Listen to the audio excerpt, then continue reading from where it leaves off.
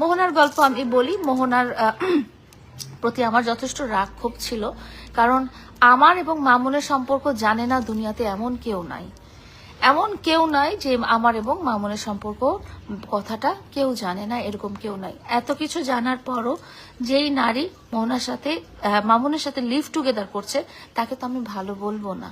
যেসব নারী মামুন আমার বাসা থেকে চলে যাওয়ার পরে যেসব নারী মামুনের সাথে বিছানায় গিয়েছিল, শারীরিক সম্পর্ক করেছিল, তার মধ্যে অনেক ফেমাস টিকটকাররা আছে বা কন্টেন্ট ক্রিয়েটাররা আছে বা ব্যবসায়ী মেয়েরা আছে, তাদেরকেও আমি কখনো ভালো বলবো না। কারণ মামুনের সাথে আমার সম্পর্ক এখনো লিগালি শেষ হয়ে যায় নাই। সেটা লিগালি শেষ হওয়া পর্যন্ত তোমরা অপেক্ষা করতে পারতা, আর আমরা চিল্লায় বলার পরও তোমরা আমার কথা শুনো নাই, তোমরা মামুনের কথা শুনে গেছো।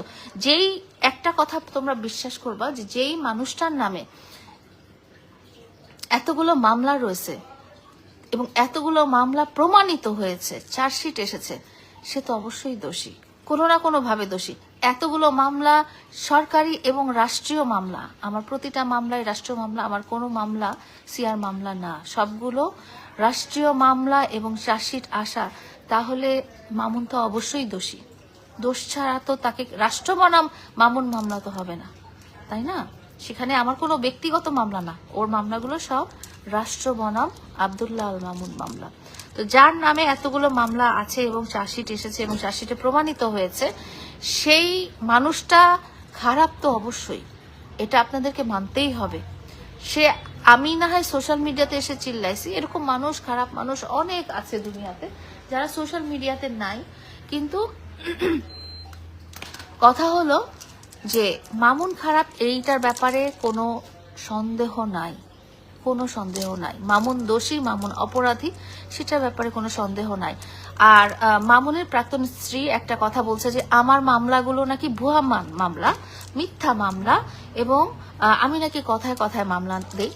আমি মামুনের প্রাক্তন স্ত্রীকে বলতে চাই, ম্যাডাম, আমার কোনো মামলাই সিআর মামলা না, আমার প্রতিটা মামলায় রাষ্ট্রীয় মামলা, প্রতিটা মামলার বাদী রাষ্ট্র, প্রতিটা মামলাতে রাষ্ট্র বনাম আব্দুল্লাহ মামুন, সেখানে মিথ্যা মামলা, ভুয়া মামলা হওয়ার কোনো সুযোগ নেই। এবং যেখানে প্রতিটা মামলা চার্জশিট এসেছে এবং প্রতিটা মামলা আদালতে চার্জ গঠন হয়েছে, সেখানে মিথ্যা মামলা বলার কোনো অবকাশ নেই।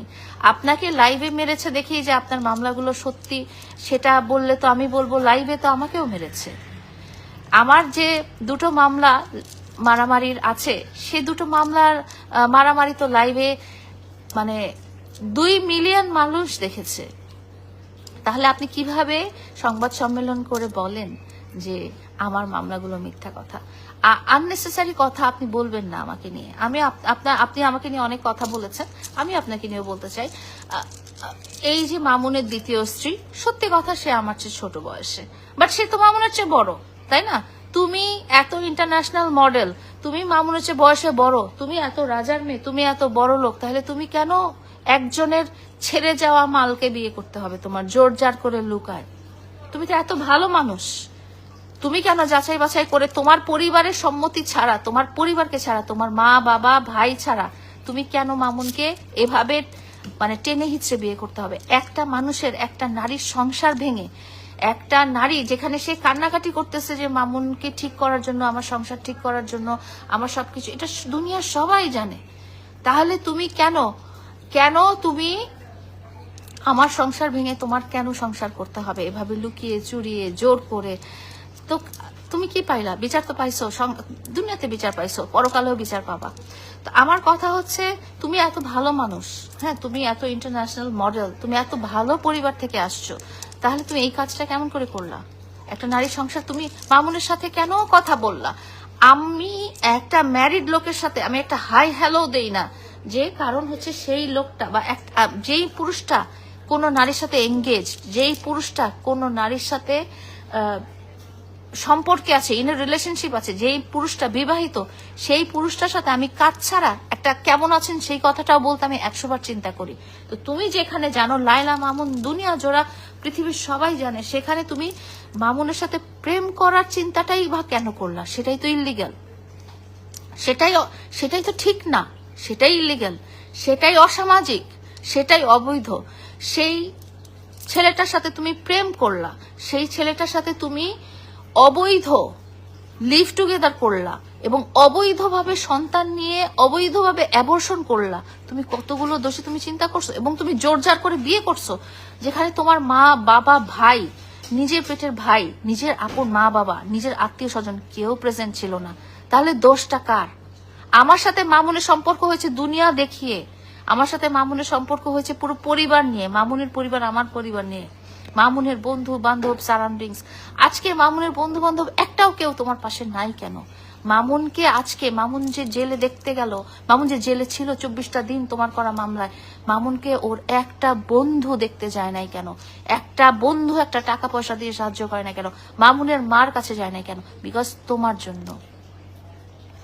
তোমার জন্য মামুনকে সবাই ছেড়ে গেছে। তোমার এবং মামুনের এইসব অবৈধ কর্মকাণ্ডের জন্য মামুনের পাশে আজকে মামুনের কোনো বন্ধু নাই।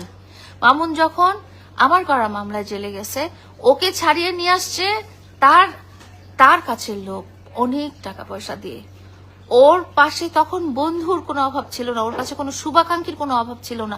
ওর মার তখন জায়গায় জায়গায় হাত পেটে টাকা পয়সা নিতে হয় নাই, তখন সবাই এসে দিয়ে গেছে। এখন মামুন তোমাকে বিয়ে করার পর মামুনের কাছে কেউ নাই কেন? কারণ তোমাদের সম্পর্ক কেউ মেনে নিতে পারে নাই।